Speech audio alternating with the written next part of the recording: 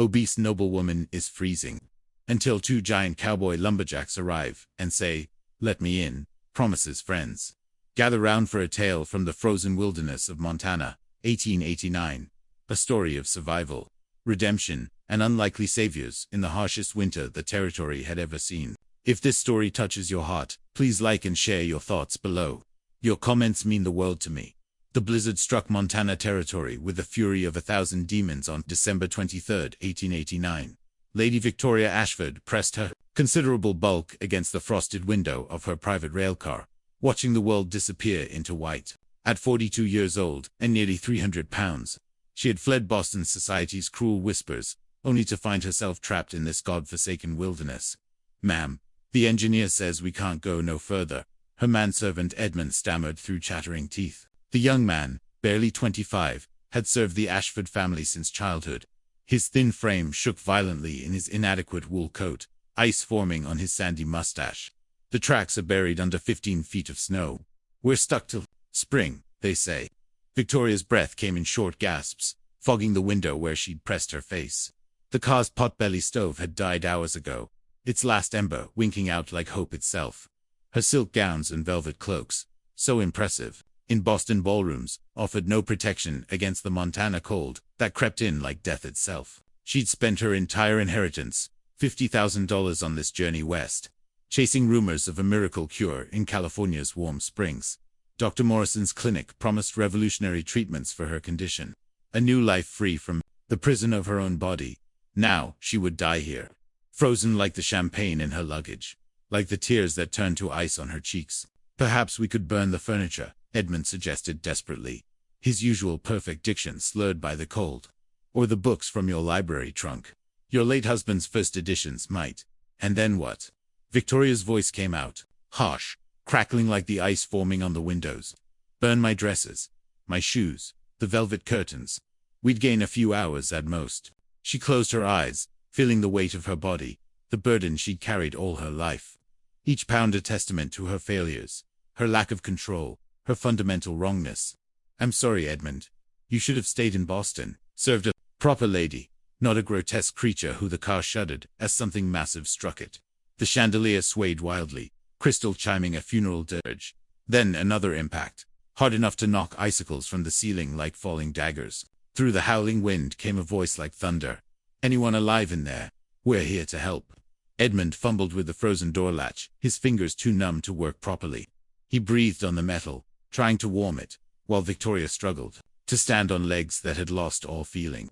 The metal screamed as it finally gave way, and the door slammed open, driven by the wind. Snow billowed in like a living thing, and with it came two giants. They filled the doorway, their faces obscured by ice-crusted beards and buffalo fur coats that made them seem more beast than men. They had to duck to enter, each standing near 7 feet tall, their shoulders so broad they had to turn sideways to fit through the entrance. Ice clung to them like armor, and their breath came out in great clouds of steam. "Name's James McCready," the first one rumbled, ice-blue eyes taking in the scene with quick intelligence. Those eyes widened slightly when they landed on Victoria, but she saw no disgust there, only concern. "Here's my brother Ezra. We saw your train from our lumber camp up on the ridge. Been watching for 2 days, hoping the storm would break. When it didn't, we knew we had to come." 2 days, Edmund gasped. "You've been watching us freeze for 2 days. Couldn't get here sooner," Ezra said, his voice younger, lighter than his brother's. "Avalanche risk. Would have done you no good. If we'd gotten ourselves killed trying." He was already moving, checking the dead stove, assessing their supplies with practiced efficiency. "Jake, we need to move fast. Temperature's dropping." Victoria tried to speak, but her lips were too numb. She had never felt so helpless, so utterly dependent on the kindness of strangers. These rough men could be thieves, murderers, or worse. Stories of what happened to travelers in the wilderness filled her mind. Women found months later, their jewelry gone, their bodies.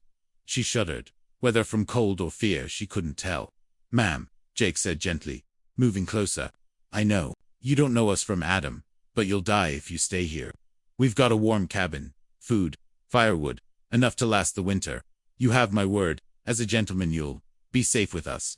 A gentleman. The word seemed incongruous coming from this fur-clad giant.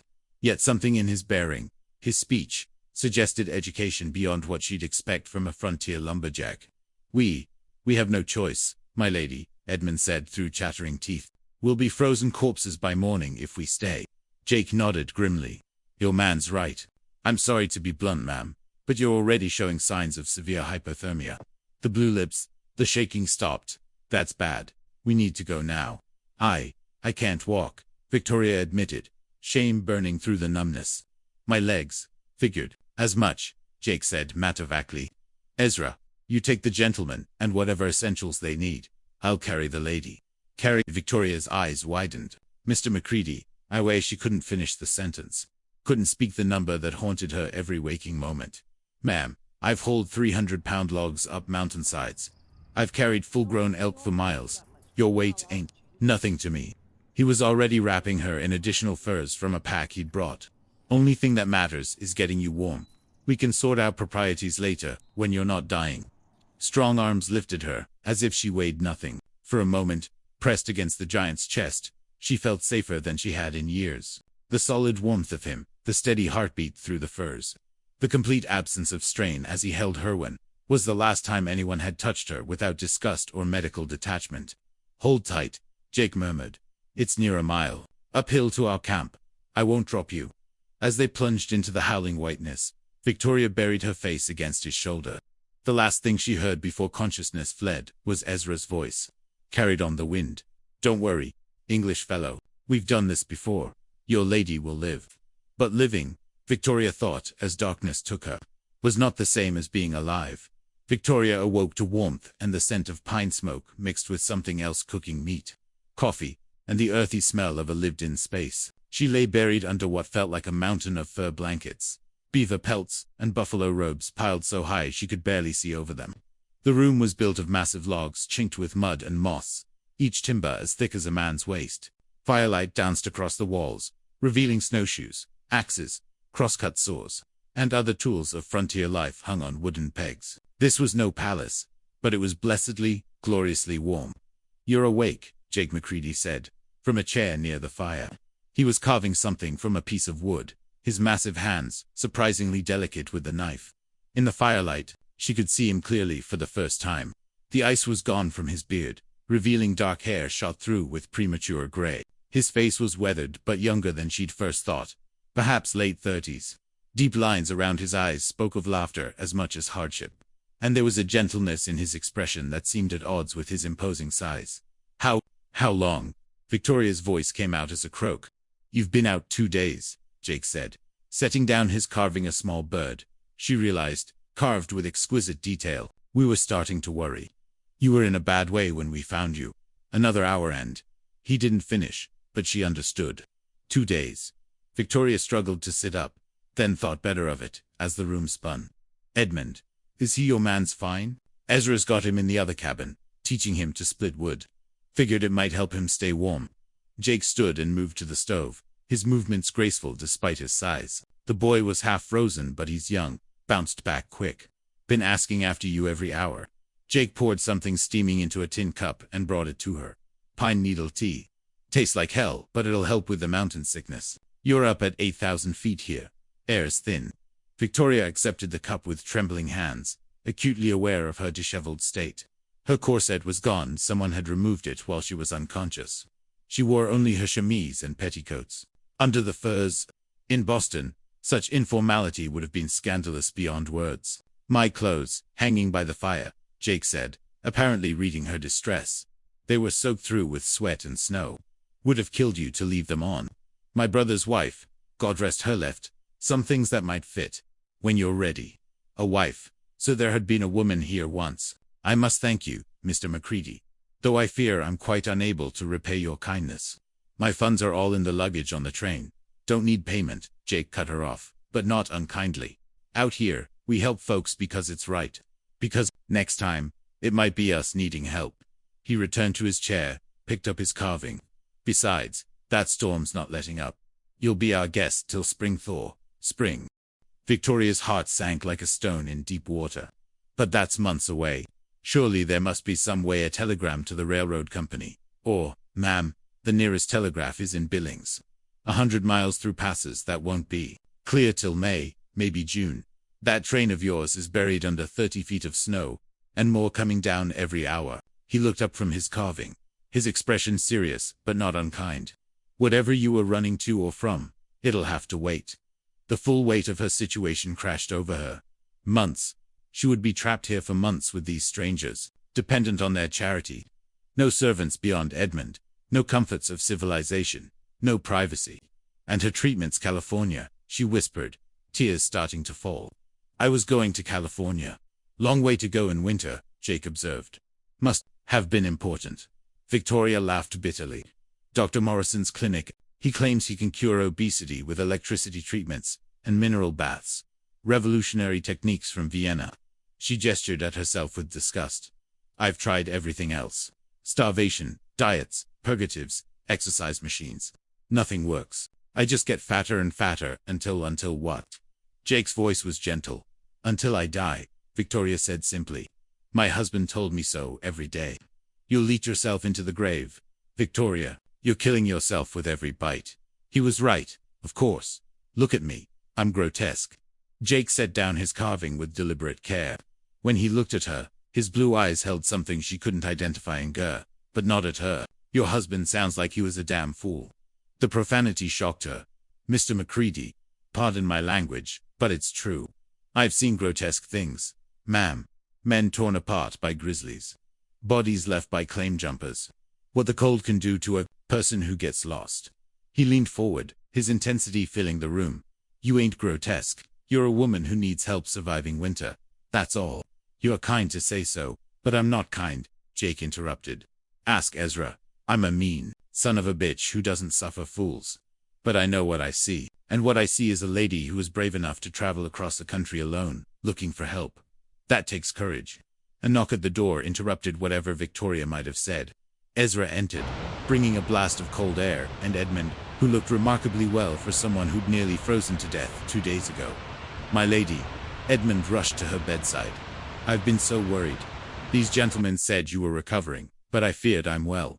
Edmund, Victoria assured him, touched by his concern. Mr. McCready has taken excellent care of me. Both of them have, Edmund said enthusiastically.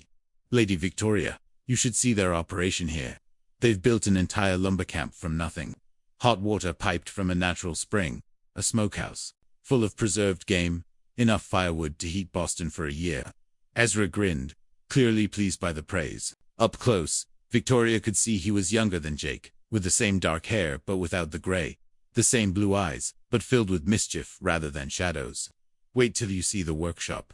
We've been teaching your man here to use the lathe. He's got good hands for it. Ezra thinks everyone should learn woodworking, Jake said dryly.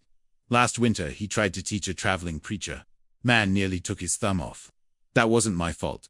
He said he'd used tools before. He meant the Bible, The brothers' easy banter filled the cabin with warmth beyond what the fire provided. When was the last time Victoria had heard such simple affection between people? Her own family had been all sharp words and sharper silences. I should help with something, Victoria said. I can't simply lie here for months. You'll rest until you're stronger, Jake said firmly. Then we'll see. Plenty of time to figure things out. He stood, towering over them all. For now, let's get some food in you. Ezra shot a deer yesterday. Fresh meat will help you recover. As the men busied themselves with dinner preparations, Victoria watched them work together, with practiced efficiency. These rough lumberjacks who'd saved her life, who treated her with more genuine kindness than she'd known in years. Who were they really? And why did Jake McCready speak like an educated man trying to hide it? Outside, the storm raged on, but for the first time in longer than she could remember, Victoria felt something besides despair. It might have been hope, though she was too afraid to name it yet. By the end of her first week, at the McCready lumber camp, Victoria had established a routine that would have shocked her Boston acquaintances. The cabin she occupied, she'd learned. It was the main house where Jake had lived with his sister-in-law before her death, was surprisingly well appointed for a frontier dwelling. The natural hot spring Edmund had mentioned fed into a wooden tub in a lean-to addition, providing the luxury of hot baths. The kitchen area boasted a proper cast-iron stove, brought up the mountain in pieces and reassembled every morning before dawn. Jake brought her breakfast, cornmeal mush with molasses, salt pork fried crispy, sometimes venison steaks, and always that pine needle tea he insisted on. She'd grown almost fond of its resinous bite. "You need to eat," Jake said one morning, when she pushed away half her plate. Outside, the wind howled like a living thing, rattling the oil paper windows. "I know it ain't fancy Boston food, but it'll keep your strength up." "Mr. McCready, I've spent my entire life trying not to eat," Victoria said, the familiar shame rising. "My mother put me on my first reducing diet when I was 8 years old. Water and lettuce for weeks. It didn't work, of course. Nothing ever has." Jake set down his coffee cup with controlled force. 8 years old. What kind of mother? He stopped himself, visibly reining in his anger. "That's a child. A little girl." "A fat little girl," Victoria corrected. "An embarrassment to the family. My father was Senator Pinkerton. Perhaps you've heard of him. He had political ambitions that required a perfect family. I was decidedly imperfect." "Senator William Pinkerton." Jake's eyes sharpened. "The railroad man? You know of him?" Jake caught himself. "I read the papers when I can get them. He was a powerful man." "Yes, powerful enough to sell his fat daughter to the highest bidder. The Duke of Ashford needed money for his ancestral estate. Father needed the connection to British nobility. I was the currency of exchange." She laughed bitterly. "At least I was expensive. My dowry was $200,000. Jake whistled low. "That's a fortune." "Yes, and worth every penny too. Be rid of me, according to father. He told me on my wedding day that at least I'd be England's problem now." The old hurt welled up, fresh as ever. "The Duke spent it all in 5 years. After that, he had no use for me except as an object of ridicule. Your family, your husband, they were fools and worse," Jake said with quiet intensity. "A person's worth ain't measured in pounds or dollars." "Spoken like someone who's never been the fattest person in every room," Victoria said. "Who's never had people place bets on whether you'll fit through a doorway, or whether a chair will hold you. Who's never—" She broke off, embarrassed by her outburst. Jake leaned back in his chair, studying her. "You're right. I haven't lived that. But I know something about being judged for things you can't change." He stood abruptly. "Come on. You've been cooped up in here for a week. Time you saw the rest of the camp. I couldn't possibly. I don't have proper clothes, and the snow Ezra's wife's things are in that trunk by the wall." She was a tall woman, sturdy. "And I've got snowshoes that'll hold you." He moved to the trunk, pulled out wool skirts, flannel shirts, a heavy coat. "These should do." Victoria stared at the clothes. They were plain, practical, nothing like her silk gowns. "Your sister-in-law. How did she die, if I may ask?" Jake's hands stilled on the fabric. "Fever. 3 years ago. Ezra ain't been the same since. Sarah was. She was sunshine. Kept us both civilized." He cleared his throat. "She would have liked you. She collected books. Too saw your trunk of them. Edmund's been reading to Ezra from that Shakespeare." This surprised her. "Ezra likes Shakespeare. Loves it. Can't read much himself. Never had the schooling, but he memorizes whatever he hears. Sarah used to read to him every night." Jake laid the clothes on her bed. "I'll step out. You change, and we'll take that walk." An hour later, Victoria stood outside for the first time since her arrival, marveling at the McCready brothers' accomplishment. The camp consisted of 3 sturdy cabins, a large workshop, a smokehouse, and several storage sheds, all connected by shoveled paths. Everything was built to withstand the brutal mountain winters, but there were touches of care: 2 decorative woodwork on the cabin eaves, a covered walkway between buildings, glass windows that must have cost a fortune to transport. "It's impressive," Victoria said, her breath clouding in the frigid air.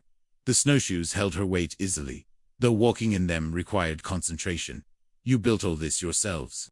"Took 10 years, Jake said, matching his pace to hers. "Started with just a lean-to and a dream. Now we supply lumber to half the territory. And you chose this isolation, this difficult life." Jake was quiet for a moment. "Sometimes isolation chooses you." They walked to a ridge overlooking a vast valley filled with snow-covered pines. The view was breathtaking: mountains stretching endlessly, the sky so blue it hurt to look at, no sign of human habitation except for smoke rising from their chimneys. "It's beautiful," Victoria breathed. "Like another world." "It is another world," Jake said. "Out here, the rules are different. What matters in Boston doesn't matter here. You're judged by how hard you work, how you treat others, whether you keep your word. Nothing else. If only that were true everywhere." "It can be true here," Jake said quietly. "For as long as you need it to be." Victoria looked up at him, This giant of a man who spoke in riddles and kindnesses. Why are you doing this? Really? Two strange men don't just take in a woman and her servant out of pure charity. Not for months. Jake turned to face her fully. You want the truth? Fine. Ezra and I came west to escape. He was running from the Lochilda man who murdered his first wife. Self-defense. But the man was connected, and Ezra's half Indian. No justice for him in Illinois. And you? I was running from myself. From what I'd done. From what I couldn't do. He looked out over the valley. Been hiding up here so long, I'd almost forgotten there was good in the world worth saving. Then we found you in that train car, dying of cold, and convinced you weren't worth saving. He turned back to her. Maybe saving you is how I save myself. That honest enough for you? Victoria felt tears freezing on her cheeks. I don't know how to be saved. Neither do I, Jake admitted. But maybe we can figure it out together. They stood there in the snow, two damaged souls against the vastness of winter. And for the first time in her life, Victoria didn't feel alone in her body. She felt seen not as a problem to be solved, or a burden to be borne, but as a person, worth knowing. It was terrifying and wonderful in equal measure. January brought the worst cold anyone could remember. The thermometer outside the cabin read 40 below, when it hadn't frozen solid entirely. Ice formed on the inside walls, despite the constant fire, creating fantastic patterns that glittered in the lamplight. Victoria had taken over cooking duties, insisting she contribute something to their survival. Her soft hands grew calloused from handling cast iron and firewood. But she felt a pride in each blister earned, each small competency gained. You're getting good at that, Jake observed one evening, watching her prepare venison stew. She'd learned to stretch their supplies, creatively bone broth enriched with pine needles for vitamin C, root vegetables from their cold storage, wild herbs dried and preserved. Best we've eaten in years. Flatterer, Victoria said, but she flushed with pleasure. It's simple fare compared to what I knew in Boston. Maybe that's why it's better, Jake said. Honest food for honest work. They'd fallen into a comfortable routine. The four of them. Mornings were for chores keeping, the fires burning, melting snow for water, tending to the horses in the stable. Afternoons, while Jake and Ezra worked in the workshop or hunted, Victoria mended clothes, organized supplies, and taught Edmund to cook. Evenings were for gathering in the main cabin, sharing the day's meal and conversation. Tell us about Boston, Ezra said one night. Sprawled on the floor like an enormous child, whittling a chain from a single piece of wood. He had a talent for carving that surprised Victoria, his massive hands creating delicate, intricate work. Jake won't talk about when he lived back east. Victoria glanced at Jake, who stared fixedly at the fire. You lived in Boston. Different life, Jake said quietly. Different man. Come on, brother, Ezra pressed. It's been 15 years. Statute of limitations is up on whatever you've done. Sides, Miss Victoria shared her story. Only fair you share. Yours, Ezra. Jake's voice carried a warning that would have stopped most men cold. But Victoria had grown bold in these weeks of proximity. We all have pasts we'd rather forget, she said gently. I fled Boston because I couldn't bear another. The season of being the fat duchess, everyone mocked behind their fans. The woman they invited to parties just to have something to gossip about. They used to take bets, Edmund added quietly from his corner, where he was mending a torn shirt. At the gentlemen's clubs, on her weight, on whether she'd fit through doorways, on how much food she'd eat at dinners. Edmund, Victoria protested, mortified. It's true, my lady, I heard them.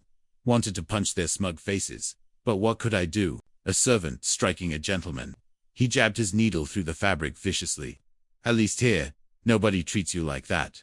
Jake stood abruptly, his chair scraping against the floor. I need to check the horses. He grabbed his coat and disappeared into the howling darkness. Ezra shook his head. You hit a nerve, ma'am. Jake don't like talking about why we're up here, away from folks. I'm sorry, I didn't mean ain't your fault. Just, Jake saved my life more times than I can count. Whatever he'd done before, he's a good man now. Best man I know. Ezra's loyalty was fierce. Found me half dead in a blizzard 10 years back. I'd been gut-shot by my wife's murderer, left for dead. Jake nursed me back, gave me a home, a family. Never asked for nothing in return. And when you met Sarah, Ezra's face softened at his late wife's name. Jake rode 200 miles to bring a preacher for our wedding. Built us our own cabin so we'd have privacy. When she got sick, his voice broke. He rode through a blizzard to fetch a doctor. Nearly died trying. Wasn't his fault the doc couldn't do nothing. Through the frosted window, Victoria could see Jake's silhouette by the stable, standing still as a statue in the swirling snow. Whatever ghosts haunted him, they were powerful indeed. "He's in love with you," Ezra said suddenly. "You know that, right?" Victoria's heart stopped. "Don't be ridiculous. I ain't blind. Neither are you." Ezra set down his carving. "Jake hasn't looked at a woman since we came here. There's been opportunities, widow women in town, saloon girls making eyes. He never saw them, but you, he sees you. He sees a charity case," Victoria said firmly. "A woman who needed saving. Nothing more." "You really believe that?" Ezra shook his head. "Ma'am, Jake McCready don't do nothing by halves. When he decides something matters, it matters forever, and you matter to him." Before Victoria could respond, the door burst open. Jake stood there, snow-covered and urgent. "Storm's getting worse. We need to bring in more wood, secure the shutters. This is going to be a bad one." They worked together through the night, preparing for the blizzard's fury. And all the while, Victoria couldn't stop thinking about Ezra's words. Couldn't stop noticing the way Jake's eyes found hers across the room. The careful distance he maintained, the longing hidden beneath his gruff exterior. "He's in love with you." The thought should have been absurd. She was too old, too fat, too damaged for love. But as the storm raged outside, as Jake made sure she was warm enough, safe enough, had everything she needed, Victoria began to wonder if maybe, just maybe, the impossible might be possible after all. February arrived, with no break in the cold. The world outside had become an alien landscape of white, beautiful and deadly in equal measure. Their food supplies, while carefully managed, grew more monotonous. Victoria had become inventive with their limited ingredients. But she could see Jake mentally calculating their stores against the remaining months of winter. One night, she woke to voices from the woodshed. Jake and Ezra were arguing, their words carried clearly through the thin walls. "We can't feed 4 people till May," Ezra was saying. "Not with what we got. That last hunting trip came up empty, and the storm drove all the game down to the valleys." "We'll make it stretch," Jake replied firmly. "I'm not saying turn them out. But you and I could go on half rations. We've done it before. No, everyone eats equal, or no one eats at all. That's the rule." "Damn it, Jake, your rules are gonna get us all killed. That woman has a name. And she's under my protection. Same as you, same as Edmund. We'll find a way. You can't protect everyone, brother. You couldn't protect Margaret, and you can't." The sound of something hitting would cut him off. Then, silence.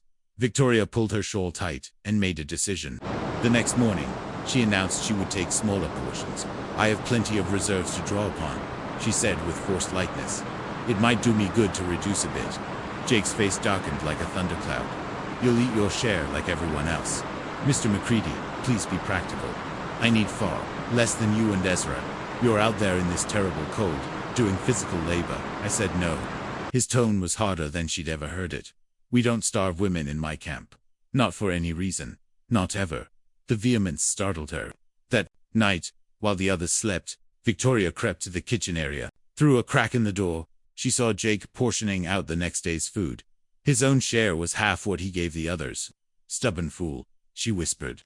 "Takes one to know one," came Jake's voice from behind her. She spun, nearly falling, but he caught her arm. Spying Victoria. "You're starving yourself," she accused, while insisting I eat full portions. "I'm eating enough." He didn't deny it. She noticed. "I've survived on less." "Why?" She looked up at him in the dim light. "Why does it matter so much to you?" Jake was silent for so long she thought he wouldn't answer. "Then, the woman I loved in Boston, Margaret. She was my father's ward, like I told you. But what I didn't say was that she was always hungry.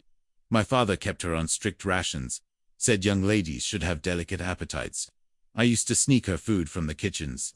He moved to the window, staring out at the darkness. "When father found out about us, he locked her in her room for a week with only bread and water. Said if she was going to act like a servant, she'd eat like one. By the time I found out, she was so weak she could barely stand. What happened to her? I tried to get her to run away with me. She refused. Said she'd rather marry the man my father chose and eat regular than starve for love." His laugh was bitter. "Can't say I blamed her. But I swore that day I'd never let another woman go hungry under my watch. Ever." Victoria moved closer, close enough to feel the warmth radiating from him. "I'm not Margaret. No, Jake agreed, turning to look at her. You're not. You're stronger than she was. Braver. You chose the unknown over the familiar cruelty. That takes courage most people don't have. Or foolishness. Maybe they're the same thing. He reached out, hesitated, then tucked a strand of her hair behind her ear. Victoria, well. Ezra's voice came from the doorway. Midnight meetings. Should I be chaperoning? Jake stepped back quickly. Just discussing rations. Sure, you were. Ezra's grin was visible even in the dim light. Well, while you're discussing, might want to know I spotted elk tracks near Beaver Creek. Fresh ones. If this storm breaks tomorrow, we might get lucky. The moment broken, Victoria excused herself and returned to bed. But she lay awake thinking about Jake's confession. About the pain that drove him. About the way he'd looked at her in the darkness. The next morning brought a brief respite in the weather. Jake and Ezra left before dawn to pursue the elk. Victoria spent the day preserving what meat they had left, rendering every scrap of fat, making pemmican that would last months if needed. Evening came with no sign of the brothers. Then full dark. Edmund paced nervously, while Victoria kept the fires burning and soup ready. Finally, near midnight, Jake stumbled through the door alone, half frozen and exhausted. Where's Ezra? Victoria asked, fear gripping her heart. Hold, up in a cave, Jake managed through blue lips. We got separated in whiteout conditions. He's safe as the elk we shot. Too heavy to move in this weather. I'll go back for him when the storm clears. Victoria helped him to the fire, pulled off his frozen boots. His feet were white with frostbite. Without hesitation, she lifted them into her lap, warming them with her hands. Victoria, Jake protested weakly. You shouldn't hush, she said. Let someone take care of you for once. As feeling returned to his feet, Jake gritted his teeth. Against the pain, Victoria held his hands, letting him squeeze as circulation returned. When the worst passed, he looked at her with wonder. No one's ever. He stopped, started again. In my whole life, no one's ever taken care of me. Not like this. Then, it's about time someone did, Victoria said softly. They sat there by the fire, her hands holding his, and something shifted between them. A wall coming down, a door opening. Outside the storm raged, but inside, warmed by more than fire, they were safe. Jake developed a fever that night. By morning, he was delirious, burning up despite the cold. Victoria had never nursed anyone in Boston. That was servant's work. But instinct and desperation drove her. She bathed his face with cool cloths, forced willowbark tea between his lips, and kept him covered while the fever raged. No, Pa, I didn't mean to, Jake muttered in his delirium. She was just so beautiful. I couldn't help it. Don't send me away. Victoria listened to his fevered confessions, piecing together more of his tragedy. A young man of 23, in love with a girl of 17. Her father's rage at the betrayal. The girl choosing security over love. The son exiled, erased, declared dead to preserve the family name. Should have been stronger, Jake mumbled. Should have saved her. Saved them all. Margaret, I'm sorry, Victoria soothed, wiping sweat from his brow. It's all right. You're safe, Victoria. His eyes opened briefly, focused on her with difficulty. Don't leave, please. Everyone leaves. I'm not going anywhere, she promised, tears sliding down her cheeks. I'm right here. Through the long night, she kept vigil. When the fever spiked, dangerously, she packed snow around him. When chills shook his giant frame, she climbed into the bed beside him, adding her warmth to the blankets. Propriety be damned, she wouldn't lose him to foolish conventions. She sang to him. Irish lullabies her grandmother had taught her before her parents decided such common songs were beneath their station. She told him stories of her childhood, before she grew too large for acceptance. She held his hand and prayed to whatever God watched over this frozen wilderness. You saved me, she whispered to his sleeping form. Let me save you now. The second night was worse. Jake's breathing grew labored, rattling in his chest. Victoria had seen pneumonia before it had taken her mother. Fear clawed at her throat, but she forced it down. There had to be something more she could do. Edmund helped her prop Jake up to ease his breathing. They took turns, spooning hot broth into him, keeping the fires blazing, watching for any change. Still no sign of Ezra. The storm had worsened, making travel impossible. Near dawn of the third day, Jake's fever broke. He opened clear eyes to find Victoria beside him, still holding his hand. She looked exhausted, hair unpinned and wild. The same dress she'd worn for days, shadows under her eyes like bruises. You stayed, he whispered hoarsely. Where else would I go? She replied, attempting levity through her tears. It's rather cold outside. Jake squeezed her hand weakly. Victoria, I need to tell you something. About Boston.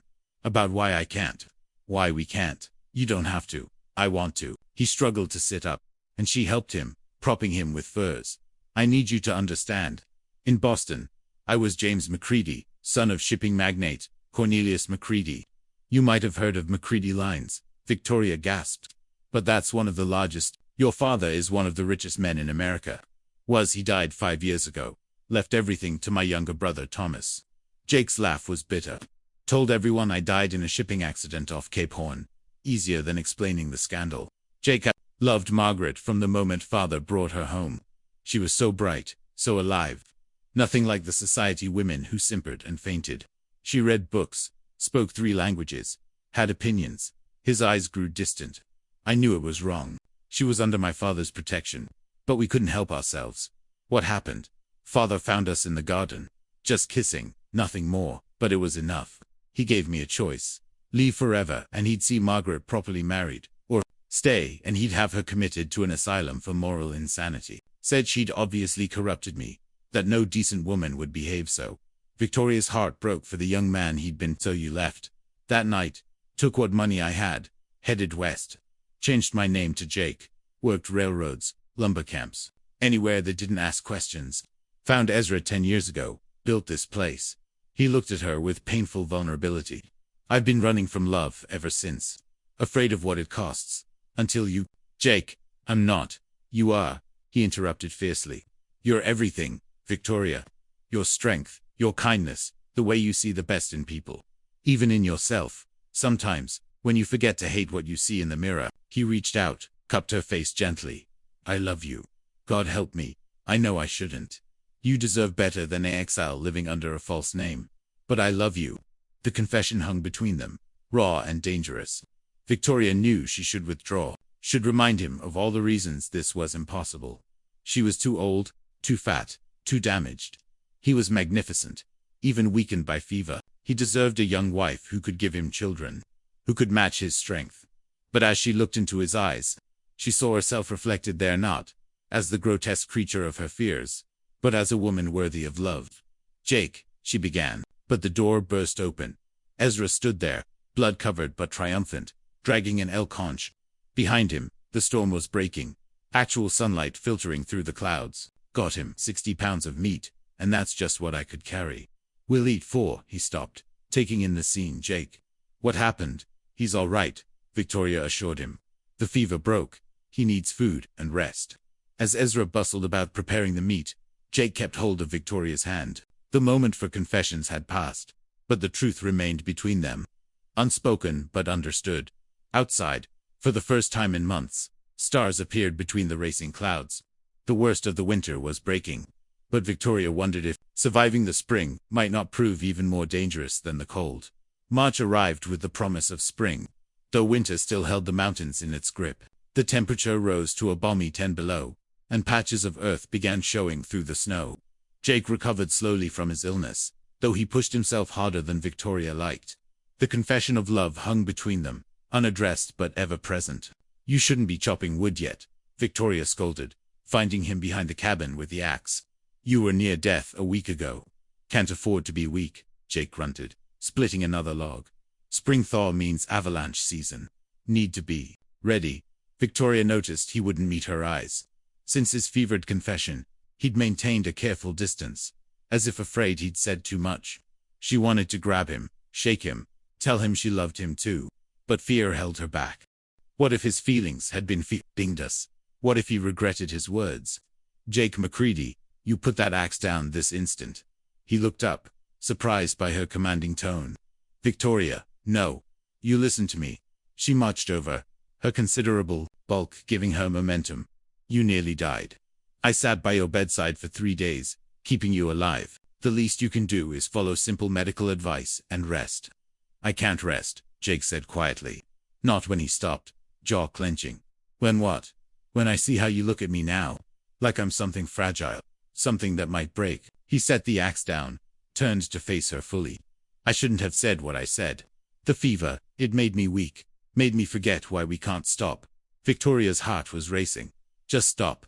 You think your confession was weakness. You think telling me you love me was something to regret. You deserve better than a man living under a false name. A man who abandoned his family, his responsibilities. I deserve, Victoria interrupted, to make my own choices.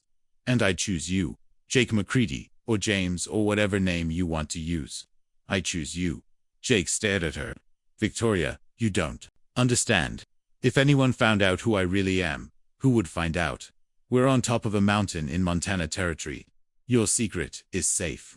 She moved closer, close enough to see the conflict in his eyes.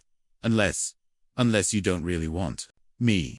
If the fever made you say things you didn't mean. Jake's control snapped. He pulled her against him, kissing her with desperate hunger. Victoria had been kissed before, dry, perfunctory pecks from her late husband. This was different. This was fire and need, and promises without words. When they broke apart, both breathing hard, Jake rested his forehead against hers. I meant every word. God help me. I love you, Victoria. Have since the moment I carried you out of that train. Then stop pushing me away, she whispered. Stop deciding what I deserve. Let me choose. Hey lovebirds, Ezra's voice carried from the main cabin. Hate to interrupt, but we got company coming up the trail. Jake, instantly alert, reached for the rifle leaning against the woodpile. How many? Just one. On foot. Looks half dead. They hurried to the front of the cabin, where Ezra stood watching a figure struggle up the path. As the person drew closer, Victoria gasped. It's a woman. The stranger collapsed just as they reached her. She was young, perhaps 20, with dark hair and skin that marked her as Indian or half-blood. Her clothes were torn, feet wrapped in bloody rags, face gaunt with starvation. Get her inside, Jake ordered. Victoria, heat some broth. Ezra, get the medical supplies. They carried the unconscious woman into the warm cabin. As Victoria unwrapped the rags from her feet, she gasped at the severe frostbite. Several toes were black. She's going to lose them, Jake said grimly. Seen it before. Who is she? Edmund asked. What's an Indian woman doing alone in these mountains? Running, Ezra said quietly. Same as we all were when we came here. The woman stirred, eyes flying open in panic. She tried to rise, but Jake gently held her down. Easy. You're safe here. She spoke rapidly, in a language Victoria didn't understand.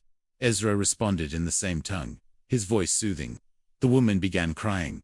What's she saying? Victoria asked. Her name's Mary Crowfeather. She's Northern Cheyenne. Says soldiers attacked her village. She's been running for 2 weeks. Ezra's face was grim. Her husband and baby were killed. Victoria's heart broke. She took the woman's hand, squeezing gently. Language didn't matter for grief. She can stay, Jake said immediately. Long as she needs. Jake, Ezra warned. If soldiers are looking for survivors, then they'll have to go through me to get her. Jake's tone brooked no argument. We don't turn away people in need, ever. As Victoria tended to Mary's feet, she thought about the strange family they'd become. Exiles and outcasts. All of them. But perhaps that's what made them stronger. They understood loss. Understood running. Understood the precious gift of sanctuary. Mary Crowfeather's presence changed the dynamics of their small community. As she recovered, she proved herself invaluable, teaching Victoria to tan hides properly, showing Edmund which plants were medicinal, helping with cooking and preserving meat. Her grief was profound but quiet, carried with a dignity that humbled.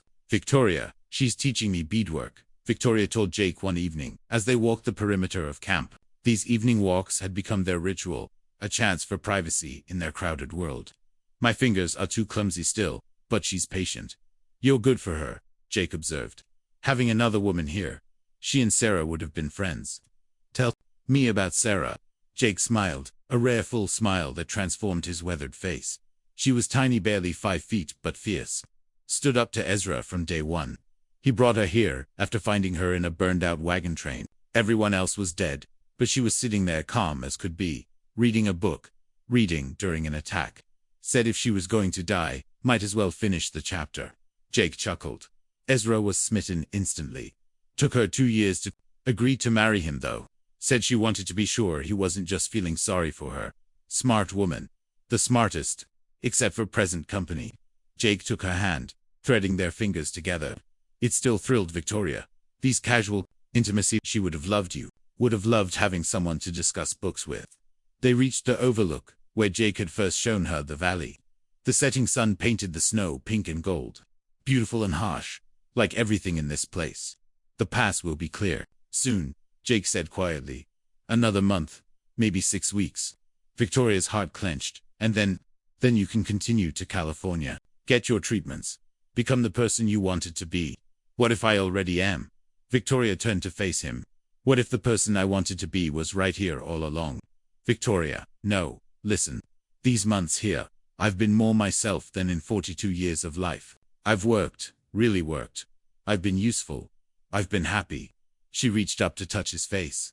I don't want to leave. You say that now, but when summer comes, when you remember what you're giving up, what am I giving up? Cruel whispers. Doctors who see me as a curiosity. A society that values me only for my money. She laughed bitterly. I have no family who wants me, no friends who'll miss me. But here you have a man who loves you, Jake finished softly. But love isn't always enough. Victoria, ask Margaret. I'm not Margaret. The words came out sharper than intended. Stop comparing me to a woman who chose comfort over love. I've had comfort. I've had wealth and servants and every luxury. It brought me nothing but misery and poverty, hard work, isolation. That will bring you happiness. You bring me happiness, Victoria said simply. You and Ezra and Edmund and Mary. This strange, wonderful family we've built. That's worth more than all the treatments in California. Jake pulled her close, holding her as if she might disappear. I want to believe that. Want to believe we could make this work. Then believe, Victoria whispered against his chest. Have faith in us. That night, as they prepared dinner together, their strange family of 5 Ezra made an announcement. Been thinking come summer, we need more help with the lumber operation. Contracts are piling up. We'll hire some men from town. Jake, he said. Or, Ezra continued, grinning, we could make it official. McCready Brothers Lumber Company. Equal partners. Jake frowned. We're already partners. Not on paper. Not legal-like. I want my name on something. Want to build something that lasts. He glanced at Mary, who was teaching Edmund a card game. Something to leave behind. Ezra, Jake started, but his brother cut him off. I know what you're thinking. Half-breed can't own a business. But times are changing. And with you as Konar, your name carrying the weight. He trailed off hopefully. Our name, Jake corrected. But Ezra, if anyone investigates, who's going to investigate a lumber company in Montana? Besides, Jake McCready's been here 10 years, good reputation. Pays his debts. That's all that matters out here. Victoria watched Jake wrestle with the decision. The chance to build something permanent, warring with his fear of discovery. Do it, she urged. Build something real. Jake looked around the room at Ezra's hopeful face, at Mary quietly healing, at Edmund learning to be more than a servant, at Victoria herself, his family, his future. All right, he said. McCready Brothers Lumber Company it is. Ezra whooped, grabbing Mary and spinning her around. She laughed the first time they'd heard it tanned. The sound was like spring arriving early. April brought real warmth at last. The snow melted in earnest, revealing the meadow around their camp. Tiny green, shoots pushing through dead grass. The mountains echoed with the sound of running water as streams broke free of ice. It also brought visitors. Riders coming, Ezra announced one morning. 3 of them. Jake immediately reached for his rifle, but relaxed when he saw who led the group. It's Tom Morrison from town. Wonder what he wants. Victoria watched from the doorway as the men approached. The leader, Morrison, was a prosperous-looking man in his 50s. The other 2 were younger, rougher. Jake, Ezra, Morrison called out cheerfully. Heard you boys made it through the winter. Tom, Jake nodded. What brings you up here? Business proposition. Morrison dismounted, his eyes scanning the camp and lingering on Victoria and Mary. Heard you might be expanding operations. Railroads looking for suppliers for the new line they're pushing through. Might be interested, Jake said carefully. Depends on the terms. Fair enough. Mind if we come in? Long ride up here. Jake hesitated, then nodded. As the men entered the cabin, Morrison's eyes fixed on Victoria. Ma'am, he tipped his hat. Don't believe we've been introduced. My fiancée, Jake said smoothly. Victoria. She'll be helping with the business side of things, fiancé. Victoria kept her face neutral, but her heart raced. Jake continued, and this is Mary Ezra as intended. Morrison's eyebrows rose. Well, congratulations all around. When's the happy day? Soon as the preacher can get up here, Ezra said, catching on quick. Double wedding. Make it official. Wonderful. I'll send word to Reverend Collins. He owes me a favor. Morrison settled into a chair. Now, about that contract. The next hour was spent in negotiations. Victoria found herself drawn in, her mind quick with figures. Years of managing household accounts, even as her husband mocked her for it, had given her skills. That price per board foot is too low, she interjected when Morrison made his offer. The quality of McCready lumber is known throughout the territory.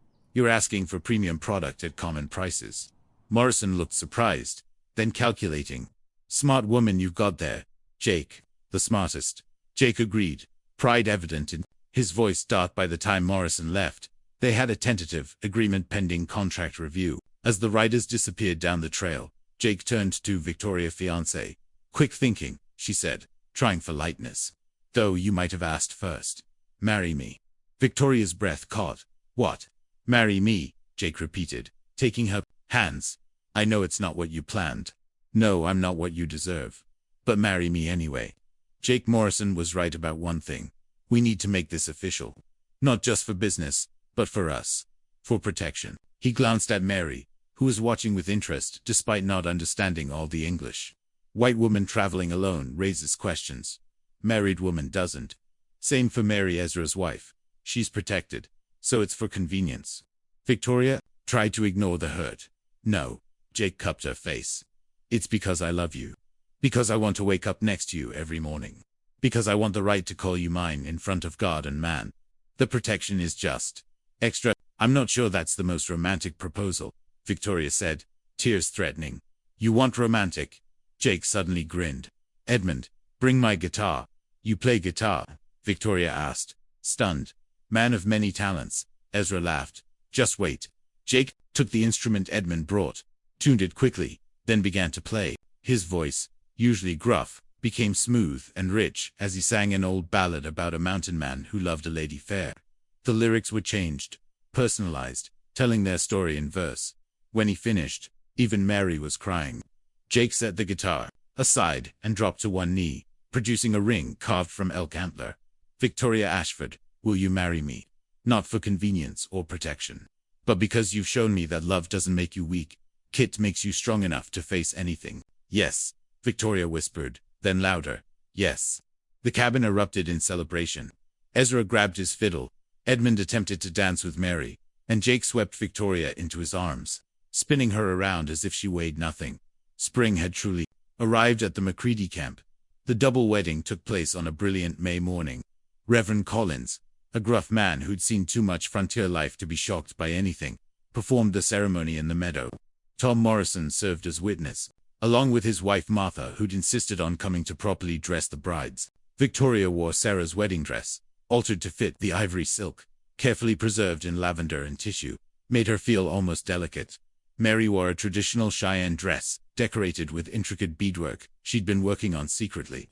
Dearly beloved Reverend Collins began. We gather in the sight of God and these witnesses to join these couples in holy matrimony. And if anyone knows why these folks shouldn't wed, they'd best speak now or forever hold their peace, keeping in mind we're all armed out here. That drew laughter, breaking the tension. Jake stood tall beside Ezra, both brothers cleaned up and handsome in their best clothes. Edmund served as best man for both, beaming with pride. The ceremony was simple but heartfelt. When Jake slipped the gold band on Victoria's finger ordered from Denver, the moment the passes cleared she saw his hands tremble slightly. James. Jake caught himself. Jake McCready, take thee, Victoria, to be my wedded wife. To have and to hold from this day forward, for better or worse, for richer or poorer, in sickness and in health. To love and to cherish, till death do us part. Victoria repeated the vows, her voice strong and clear. Beside them, Ezra and Mary exchanged similar promises, Ezra speaking in both English and Cheyenne. By the power vested in me by God and Montana territory, I now pronounce you husbands and wives. You may kiss your brides, and then we can eat. I smell elk roasting. Jake's kiss was tender, a promise of forever. Around them, their small community cheered. Martha Morrison wiped tears, Tom clapped Jake on the back, and Edmund looked suspiciously misty-eyed. The celebration lasted well into the night. Tom had brought supplies from town: flour, sugar, coffee, and miracle of miracles, fresh oranges. Martha had baked a cake. Ezra played his fiddle while Mary taught Victoria a traditional dance. Even Jake was convinced to dance, his natural grace evident despite his size. "No regrets?" Jake asked, as they swayed together under the stars. "Only one," Victoria admitted. "I wish I'd met you 20 years ago.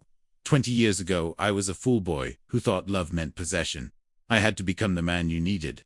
He pulled her closer. Everything happened as it should. Later, in their cabin, their home now, officially Jake was gentle and patient. Victoria had dreaded this part, memories of her late husband's rough handling making her tense. But Jake worshipped her body as he did her spirit, showing her pleasure she hadn't known existed. "You're beautiful," he murmured against her skin. "Every inch of you. Beautiful and mine." For the first time in her life, Victoria believed it. The next morning brought challenges. Tom Morrison returned with the railroad contracts and news from town. "Army's been through," he reported, "looking for Indian survivors from the winter raids. I told them I hadn't seen any." His eyes didn't go to Mary, but the message was clear. "Appreciate that, Tom," Jake said carefully. "Also heard tell of Pinkerton agents sniffing around Billings, looking for some missing Boston blue blood. Apparently his family doesn't believe he's dead after all." Victoria felt Jake tense beside her. "That's so. Offering a reward for information. Of course, nobody in these parts talks to Pinkertons. Bad for health." Tom studied Jake. "Just thought you should know." After Morrison left, Jake was quiet. Victoria found him in the workshop, attacking a piece of wood with unnecessary force. "They're looking for James McCready," she said softly. "Not Jake. Not the man who built this place, who has friends willing to lie to protect him. My brother must need something. Money, probably. Father left him everything, but Tom never could manage finances." Jake set down his tools. "If they find me, they won't." Victoria wrapped her arms around him from behind. "And if they do, we'll face it together. That's what marriage means." Jake turned in her arms. "How did I get so lucky? Clean living and pure thoughts," Victoria said solemnly, then squealed as he tickled her. But even as they laughed, she could see the worry in his eyes. The past had a way of catching up. No matter how far you ran. June brought summer in full glory. The meadow exploded with wildflowers, and the lumber operation expanded rapidly. They hired 2 local men, veterans Jake trusted, to help with the growing demand. The railroad contract had opened doors to other opportunities. Victoria had taken over the books completely, her sharp mind perfect for the task. She'd also started a small garden with Mary's help, growing vegetables to supplement their diet. The hard physical work had changed her body, not smaller, but stronger. She could lift feed sacks, walk for miles without losing breath, work from dawn to dusk. "You're different," Edmund observed one morning, as they prepared breakfast together. He'd stayed on as a partner rather than servant, finding his own place in their strange family. "How so?" "Happy," he said simply. "In all my years serving the Ashford family, I never saw you truly happy until now." Victoria considered this. "I suppose I am. Is that strange? That love and hard work brought you joy when luxury couldn't?" "Not strange at all." Edmund smiled, "though I never expected to be happy splitting wood and hunting elk either." Their peace was shattered that afternoon. Jake and Ezra were at the mill when riders approached, 6 men, hard-faced and armed. Victoria recognized the type from Boston. Pinkerton's Mrs. McCready. The leader, a thin man with cold eyes, touched his hat. "Name's Agent Hollis. Looking for information about a James McCready. Disappeared from Boston 15 years ago." "Never heard of him," Victoria said calmly, though her heart raced. "My husband is Jake McCready. Been here longer than 15 years. "Funny thing," Hollis said, dismounting uninvited. "Description matches. Tall man, dark hair, blue eyes, educated. Even the age is right." "You're describing half the men in Montana," Victoria replied. "Is there something specific you want? Mind if we look around?" Another agent was already moving toward the cabin. "I do mind." Victoria stepped into his path. "This is private property. You have no authority here." "Now, ma'am, no need for unpleasantness. We're just following up on information. Seems someone in town mentioned Jake McCready might be our missing man." Victoria's mind raced. Who would betray them? Then someone was mistaken. Perhaps someone was tempted by the reward. $10,000 is a lot of money. Hollis smiled thinly. "Course, we'd need proof. Birthmarks, scars, knowledge only James McCready would have." My husband has plenty of scars. Lumber work is dangerous. Victoria kept her voice steady. Now, I'll ask you to leave. You're frightening our help. She gestured to Mary, who watched from the garden, and Edmund, who'd emerged from the smokehouse. Indian woman. One of the agents perked up. Heard the army's looking for my sister-in-law. Victoria cut him off. Married, legal, and proper. Any issue with that? The threat in her voice must have been clear, because the agent stepped back. Hollis studied her for a long moment. We'll be staying in town a few days. If your husband wants to clear this up, he can find us at the hotel. He mounted his horse. Oh, and ma'am, James McCready has a scar on his left shoulder, shaped like a crescent moon. Childhood accident with a fireplace poker. Just in case you were wondering what kind of proof we'd need. They rode off, leaving Victoria shaking. Jake did have that exact scar. She'd traced it with her fingers just that morning. When Jake and Ezra returned, she told them everything. Jake's face went still as stone. I have to leave, he said finally. Lead them away from here. Like hell, Ezra exploded. We run together or not at all. This isn't your fight. You made it my fight when you saved my life. When you gave me a home. Ezra looked at Mary.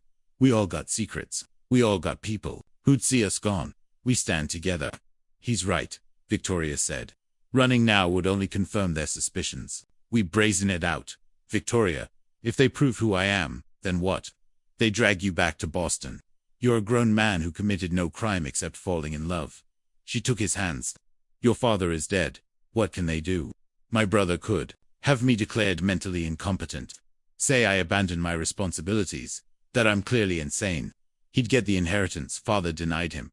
Jake laughed bitterly. Might even be right. Sane men don't give up fortunes for love. Sane men do exactly that, Victoria said firmly. When the fortune comes with chains. That night, they held a war council. Tom Morrison arrived. Furious Pinkertons came asking questions. I told them nothing, but someone talked. That new clerk at the land office. I'd bet. Boy's got gambling debts. What do we do? Edmund asked. We protect our own, Tom said firmly. Jake McCready. Jake has been here 15 years. We all know it. We all swear to it. They'll want proof. Then we give them proof. Tom grinned. Jake, remember that grisly attack 8 years back? You've got scars from that. Well, those scars are going to match exactly what we tell those agents. And that crescent moon on your shoulder. Logging accident 5 years ago. We all saw it happen. Tom, I can't ask you to lie. You're not asking. I'm volunteering. Tom's face was serious now. You and Ezra helped my boy when he broke his leg. Stayed with us through the scarlet fever outbreak. Man doesn't forget that. Over the next hours, they constructed Jake's new history. Every detail, every scar, every story. The town would close ranks, protecting one of their own. It might work, Jake said finally. But if it doesn't, then we deal with that when it comes, Victoria said. Together. But she saw the fear in his eyes. The past had found them. And there was no telling what price they'd pay to keep their future. The confrontation came 3 days later. The Pinkertons returned with the sheriff, a man Jake had known for years. Sheriff Watson looked apologetic, but firm. Jake, these men have some questions. I told them you'd cooperate. Clear this whole mess up. They gathered in the main cabin. Jake, Victoria, Ezra, and Mary. Edmund stood by the door. Half the town seemed to have found reasons to visit the lumber camp that day, creating an audience of supporters. Mr. McCready, Agent Hollis began. We have reason to believe you're actually James McCready of Boston. Will you submit to an examination of identifying marks? Don't see why I should, Jake said calmly. But I've got nothing to hide. Jake removed his shirt, revealing the scars of a life hard-lived, the crescent moon on his shoulder, yes, but also the claw marks from the grizzly Tom had mentioned, the axe wound from a logging accident, various other marks of frontier life. The crescent, Hollis said triumphantly, just as described, from a saw blade, Tom Morrison said from the doorway. 5 years ago. I was there, helped stitch him up. That's a lie, Hollis snapped. This scar is old, calling me a liar. Tom's voice went dangerously quiet. Other men from town pushed closer. Gentlemen, Sheriff Watson intervened. Let's keep this civil. Agent Hollis, you have any other proof? Ask him about Harvard. About the Pemberton Ball of 1874. About his father's ships. Never been to Harvard, Jake said truthfully. He'd gone to Yale. Don't know any Pembertons. As for ships, I've seen plenty on the Missouri River. The Pemberton ball, Hollis pressed. Senator Pemberton's daughter attended. A large woman, who that's enough. Victoria stood, moving to Jake's side. I am the former Victoria Pemberton Ashford. I did attend that ball. And I can assure you, James McCready was not there. I would have remembered. Hollis blinked. You're Senator Pemberton's daughter. But yes, the fat embarrassment he sold to an English duke. Victoria's voice could have cut glass. I came west after my husband's death.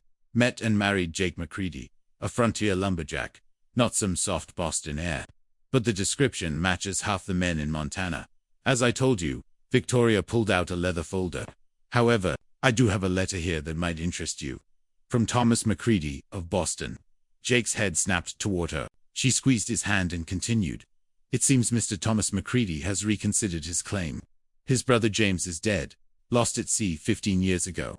He wants no more investigations, no more disruptions to innocent people's lives. She handed Hollis the letter. You'll find it properly notarized. Hollis read, his face reddening. This is, how did you wrote to Mr. McCready when you first arrived? Explained the situation. How your investigation was harassing innocent people. How it might look in the Boston papers. Desperate heir wastes family fortune on wild goose chase. He was quite reasonable once he understood. You threatened him. I negotiated. Victoria smiled coldly. A skill I learned from my father. Mr. Thomas McCready gets to keep his inheritance and reputation. You get to collect your fee for a completed investigation. And we get to return to our lives. Hollis looked between them, then at the crowd of hostile townspeople. This isn't over. Yes, it is. Sheriff Watson stepped forward. I've seen the proof. Jake McCready is who he says he is. He is a respected businessman and member of our community. You're done here. The Pinkertons left under escort, chased by the gears of the townspeople. As the dust settled, Jake turned to Victoria. How? When I wrote to your brother the day those agents arrived, sent Edmund to town with it. She pulled out another letter. His response was illuminating. He's in debt, Jake. Terrible debt. The family fortune is nearly gone. He hired the Pinkertons, hoping to find grounds to have you declared incompetent and claim any assets you might have. There are no assets. I gave up everything when I left. I know, but he didn't.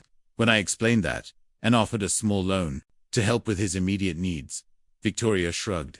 He was very willing to call off the search. You paid him. With what money? My jewelry, the pieces I kept from my marriage. Sold them to Tom Morrison. She touched Jake's face. They were buying my imprisonment. Seemed fitting, they should buy your freedom. Jake pulled her into his arms, not caring who saw. You saved me. We saved each other, Victoria corrected. That's what partners do. The celebration that night was epic.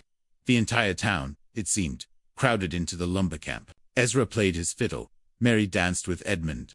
And stories were told of Jake McCready there. Jake, Montana, Jake, who'd been here 15 years and never lived anywhere else. No, sir.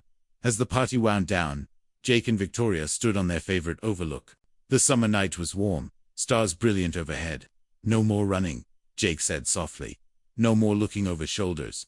We're free, free to build our life here, our business, our family. Victoria leaned against him. Do you regret it? Giving up Boston, the fortune, everything. Jake looked down at her as wife, his savior, his future. I gained everything that matters.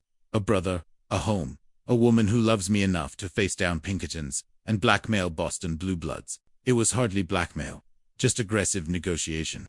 I love you, Jake said simply. Forever and always. Forever and always. Victoria agreed.